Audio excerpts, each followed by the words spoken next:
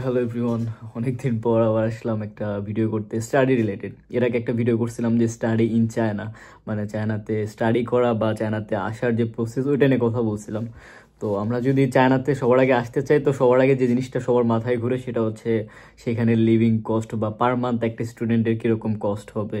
কস্টের কথা বলি তাহলে বলতে গেলে চারটা মেজর জিনিস এর উপর কস্টটা আর কি ভেরি করে।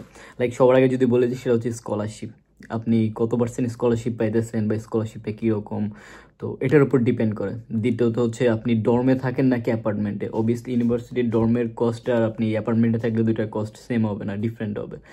আর তৃতীয়ত বলতে গেলে আপনি কোন এরিয়াতে আসতেছেন। আপনি যদি এখন বেইজিংয়ে থাকেন, আমার পাশের প্রভিন্স হচ্ছে বেইজিং, তো বেইজিংয়ে যদি থাকেন আপনি একদম ক্যাপিটালের মেইন এরিয়াতে, তো এখানে আপনার কস্ট এমনিতেই বেড়ে যাবে, আপনার ফুড কস্ট বা লিভিং কস্ট সবগুলোই বেড়ে যাবে। আর তৃতীয় যেটা হচ্ছে আপনার নিজের খাদ্য অভ্যাসের প্রতি, লাইক আপনি এখন কিরকম খাবার খেতে পছন্দ করেন।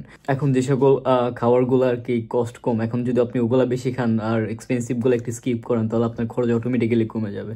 এখন মেইন যে বিষয়টা সেটা হচ্ছে স্কলারশিপ। এখন আপনি কত পার্সেন্ট স্কলারশিপ পান বা আপনি ইউনিভার্সিটিতে কত পার্সেন্ট স্কলারশিপ আসতেছেন, ওটার উপর কিন্তু আপনার কস্ট অনেকটাই ডিপেন্ড করবে। কারণ যদি দেখেন যে আমার ইউনিভার্সিটির কথা, আমি কিন্তু বর্তমানে সফটওয়্যার পড়তেছি 80% স্কলারশিপে, এবং সফটওয়্যার সর্বোচ্চ 80% স্কলারশিপে দেয়। আমার 20% পার মান্থ, পার ইয়ার পে করতে হয় আমাকে। তো আপনি যদি 100% স্কলারশিপ পান তাহলে তো আপনার কোনো কথাই নেই যে এই টপিকটাই বাদ স্কলারশিপ। আর যদি মনে করেন যে না, আপনি 50% বা 60% বা 80% স্কলারশিপ পান, বাকিটা আপনাকে পে করতে হবে। এখন আপনার কত পে করতে হয় ওটার উপর ডিপেন্ড করবে। লাইক এখন যদি আপনার 5,000 RMB পে করতে হয় পার ইয়ারে, তাহলে দেখা যাবে 7,000 টাকা পার মান্থ যোগ হবে খরচের সাথে, যদি আমি ওটা মান্থলি কনভার্ট করি।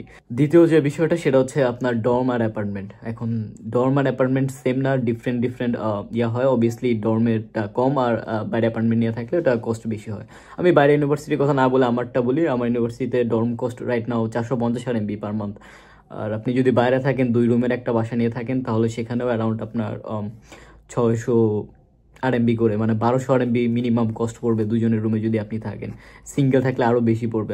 আমি মিনিমাম দুজনের রুমের একটা কথা বলতেছি। তো 600 পড়বে, সাথে সাথে আপনার দেখা যাবে কারেন্ট বিলও বেড়ে যাবে। এখন ধরেন আপনি অ্যাপার্টমেন্টেই থাকবেন, তো অ্যাপার্টমেন্টে থাকলে আপনার 600 RMB জাস্ট ল্যান্ডলর্ডকে পার মান্থ পে করতে হবে, প্লাস তার সাথে যোগ হবে 100 RMB এক্সট্রা কারেন্ট বিল। তো এই 700 RMB, এটা 100 ধরলাম, এটা হচ্ছে সামার টাইমের জন্য, উইন্টার টাইমে কিছুটা কমবে, তো আমরা ধরে নিলাম অ্যাভারেজে মানে 100 RMB। তো আপনি যদি 700 RMB যদি আপনি কনভার্ট করেন, তো অ্যারাউন্ড 12,000-এর মতো আসবে আর কি। এরপরে ধরেন যে আপনি যদি ডর্মে থাকেন, ডর্মে থাকলে পরে আপনার 450 RMB হচ্ছে পার মান্থ আপনাকে ইউনিভার্সিটিকে দিতে হবে, প্লাস আপনার হয়তো কারেন্ট বিলের জন্য হয়তো 50 RMB লাগবে না, 25 এনাফ। আমরা যখন ছিলাম আমাদের বাধ্যতামূলক 6 মাস থাকতে হতো। তো ধরেন 50 RMB, আমি সর্বোচ্চটা ধরতেছি, এটা হচ্ছে সর্বোচ্চ লেভেলের। তো 500 RMB, তো 500 MB যদি পার মান্থ আপনাকে থাকা বাবদ খরচ হয়, তাহলে সেটা কনভার্ট করলে ওই 8,500 এরকম বা 8,700। তো আপনি 8,500 থাকতে পারতেছেন হচ্ছে ইয়াতে, ওই ইউনিভার্সিটির ডর্মে। আর তৃতীয়ত যে বিষয়টা সেটা হচ্ছে আপনার এরিয়া। এখন আপনি কোন এরিয়াতে আছেন, লাইক আপনি বেইজিং, সাংহাই, আমি বর্তমানে ইরান প্রভিন্সে আছি, তো এক এক প্রভিন্সের কস্ট এক এক রকম। লাইক আপনি যদি বেইজিংয়ে থাকেন, তাহলে আপনার যে অ্যাপার্টমেন্ট কস্ট ওটা বাড়বে, ফুড কস্ট এগুলো বাড়বে। তো আমার যদি একটু মানে ভিলেজ সাইডের দিকে থাকেন, তাহলে আপনার কস্ট একটু কমবে। তো এটা আর কি ভেরি করে। কিন্তু এখন যেটা বলতেছি সেটা হচ্ছে আমার ইউনিভার্সিটি বা আমার জিংজু ইউনিভার্সিটি বা হেনান প্রভিন্সের বিষয়ে। তো এটা আর কি, আপনি যদি বলেন যে আপনি বেইজিংয়ে যাবেন, তাহলে হয়তো আরও 2-3 হাজার করে বাড়বে। আর চতুর্থ যে বিষয়টা সেটা হচ্ছে আপনার খাওয়া দাওয়ার উপর।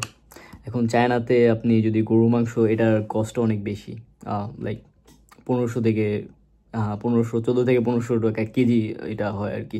তো এখন আপনি যদি গরু মাংস বেশি খান, তাহলে অবভিয়াসলি এটা বাড়বে। আবার যদি যেগুলোর দাম কম, লাইক এই সবজি টবজি এগুলো খুব একটা দিয়ে চালায় দেন, বা ডাউল বা এইসব জিনিস এগুলো দিয়ে যদি খান, তাহলে অবভিয়াসলি আপনার যে কষ্ট ওটা কমবে।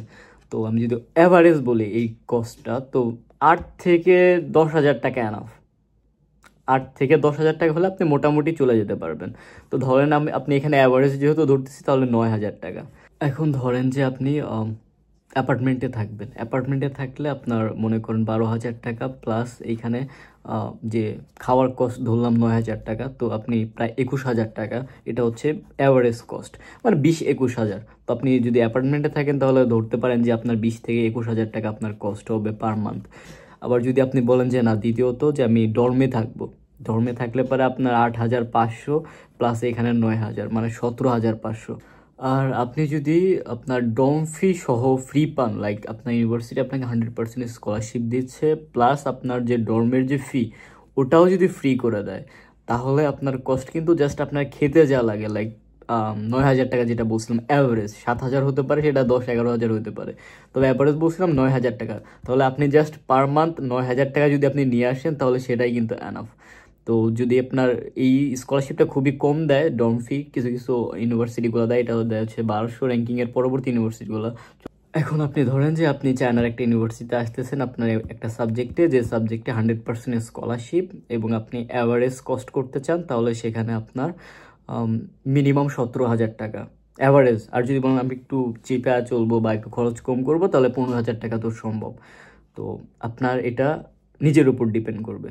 যদি আপনি চায়নাতে আসতে চান, তাহলে আপনার ফ্যামিলিকে জানাতে পারেন যে কস্ট অ্যারাউন্ড 15,000 থেকে 17,000 হবে। ফ্যামিলি থেকে নিতে হবে কিন্তু এটা, কারণ চায়নাতে জব ক্রাইটেরিয়া এখনও অ্যালাউড না, কিছু কিছু স্পেসিফিক ওয়েতে অ্যালাউড, ওটা আমি পরে কোনো একদিন বলবো। তবে হ্যাঁ, চায়নাতে আসতে চাইলে মিনিমাম আপনাকে 15,000 টাকা বাসায় মানাইতে হবে, যে প্রতি মাসে আমাকে 15,000 টাকা পাঠাইতে হবে। তো that's the thing. I think এটা হেল্পফুল হতে পারে, হলে সাবস্ক্রাইব করে রাখতে পারেন। Bye bye.